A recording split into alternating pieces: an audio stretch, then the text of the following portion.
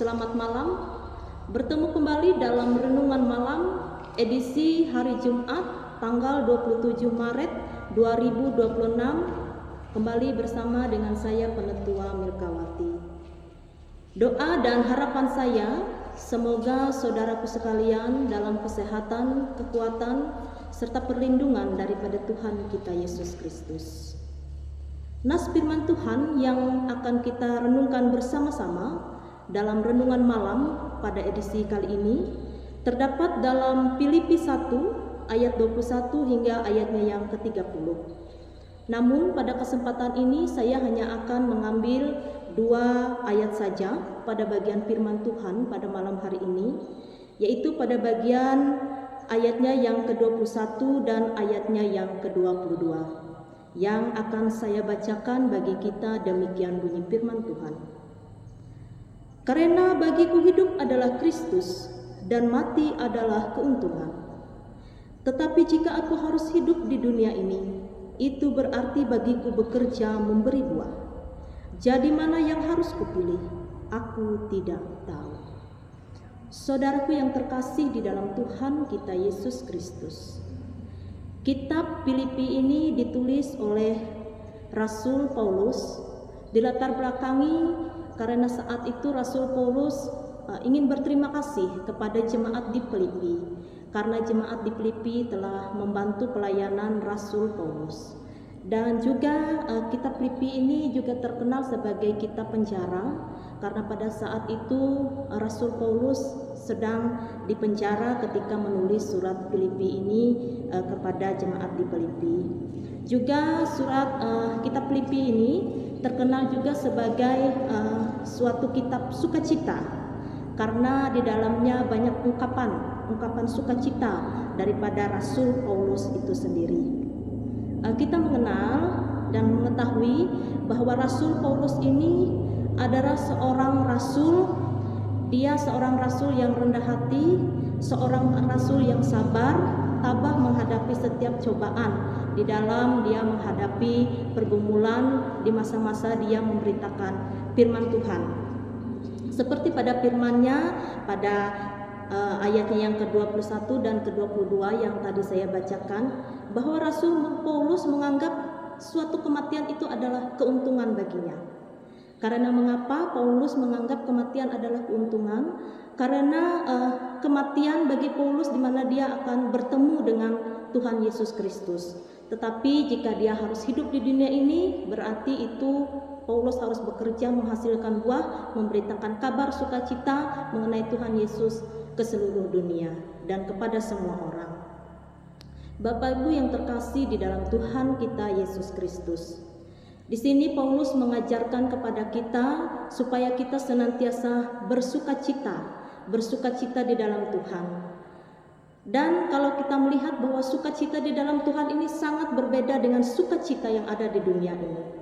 Kalau sukacita di dunia ini, jika kita mendapatkan suatu kebahagiaan, suatu kesuksesan, suatu kelimpahan, itu menurut pandangan dunia itu adalah suatu sukacita yang besar. Tetapi bagaimana menurut pandangan Tuhan? Sungguh jauh berbanding terbalik.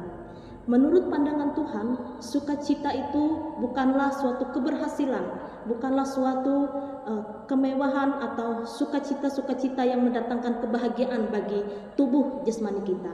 Tetapi sukacita di dalam Tuhan itu dapat kita lihat di dalam Matius 5 ayat 1 sampai 12. Bahwa di sana disampaikan bersukacita jika kita menjadi orang yang miskin, bersukacita jika kita dianiaya, bersukacita jika kita berduka cita, itu sudah termasuk bersukacita. Jadi menurut pandangan dunia bersukacita itu adalah sesuatu yang membahagiakan, tetapi menurut pandangan Tuhan penderitaan di dalam dunia ini, apalagi penderitaan karena harus menyandang salib Tuhan, itu adalah suatu sukacita yang besar, seperti yang digambarkan atau diajarkan oleh Rasul Paulus ini, di mana kita mengenal bahwa Rasul Paulus ini dia seorang rasul yang dahulunya menentang daripada Tuhan, dia membunuh orang-orang yang percaya kepada Tuhan, tetapi Tuhan datang kepadanya, menyadarkan dia, dan dia berbalik menjadi pengikut Tuhan Yesus Kristus. Dan selama dia memberitakan pemberitaan firman Tuhan, banyak penderitaan yang dialami oleh Rasul Paulus ini. Baik penderitaan secara tubuhnya sendiri maupun penderitaan yang datang dari orang lain yang ingin menjatuhkan dia karena pemberitaan firman yang disampaikannya. Tetapi Rasul Paulus tidak memandang penderitaan ini sebagai suatu penderitaan, tetapi dia memandang penderitaan ini sebagai sukacita baginya, karena dia boleh merasakan penderitaan yang dirasakan oleh Tuhan kita Yesus Kristus, di mana Tuhan kita Yesus Kristus juga telah menderita di kayu salib menanggung dosa-dosa kita. Tetapi kita percaya bahwa penderitaan-penderitaan ini tidak sia-sia, tetapi akan mendapat buah yang baik, buah hasil yang baik di dalam Tuhan, karena nanti Tuhan akan menyediakan bagi kita mahkota kehidupan. Jadi yang dapat kita pelajari di dalam firman Tuhan melalui kitab Filipi pada malam hari ini, yaitu yang pertama, kita diajarkan untuk selalu bersukacita di dalam Tuhan. Seperti yang tadi saya sampaikan di dalam nas Matius 5 ayat 1 sampai 12 tadi, meskipun kita di dalam penderitaan, meskipun kita di dalam kesusahan, meskipun kita di dalam kemiskinan, duka cita, tetapi kita diajarkan untuk bersukacita di dalam Tuhan. Apalagi penderitaan dan kemiskinan itu, karena kita harus memberitakan firman Tuhan, itu tandanya kita bersukacita di dalam Tuhan, karena kita boleh merasakan penderitaan yang dirasakan oleh Tuhan itu sendiri. Kemudian yang kedua yang dapat kita pelajari dari firman Tuhan pada malam hari ini, yaitu kita diajarkan bahwa kematian bukanlah suatu hal yang menakutkan dan mengerikan, karena melalui kematian kita dapat berjumpa dengan Yesus Kristus. Karena itulah yang diajarkan oleh Rasul Paulus, di mana Rasul Paulus menyampaikan bahwa kematian itu suatu keuntungan, karena di balik kematian Tuhan sudah menjanjikan kepada kita keselamatan yang kekal. Tanpa melalui kematian kita tidak akan bisa berjumpa dengan Tuhan, tetapi hanya melalui kematian kita dapat berjumpa dengan Tuhan. Dan di dalam setiap jerih lelah kita melayani Tuhan itu tidak akan sia-sia, karena semuanya akan mendapat upahnya di dalam Tuhan. Seperti yang Tuhan sampaikan di dalam firman-Nya, upahmu besar di sorga. Tuhan memberkati kita dengan firman-Nya. Marilah kita bersatu di dalam doa, kita menutup firman Tuhan pada malam hari ini, kita berdoa. Terima kasih Tuhan Yesus untuk firman-Mu yang sudah diperdengarkan bagi kami pada malam hari ini, di mana Tuhan mengajarkan kami untuk kami selalu bersukacita di dalam Tuhan. Kami selalu bersukacita atas apapun yang kami hadapi di dalam kehidupan kami, karena kami percaya kami memiliki Tuhan di dalam kehidupan kami.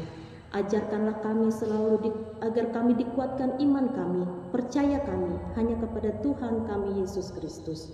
Dan juga ya Tuhan, ajarkanlah kami juga jika saatnya kami harus menghadapi kematian, kami tidak takut, kami tidak gentar, karena melalui kematian kami dapat berjumpa dengan Yesus di sorga. Ya Bapa yang bertata dalam kerajaan sorga, saat ini juga kami ingin menyerahkan setiap pelayanan yang kami lakukan di dalam Tuhan, Tuhan yang menyertai.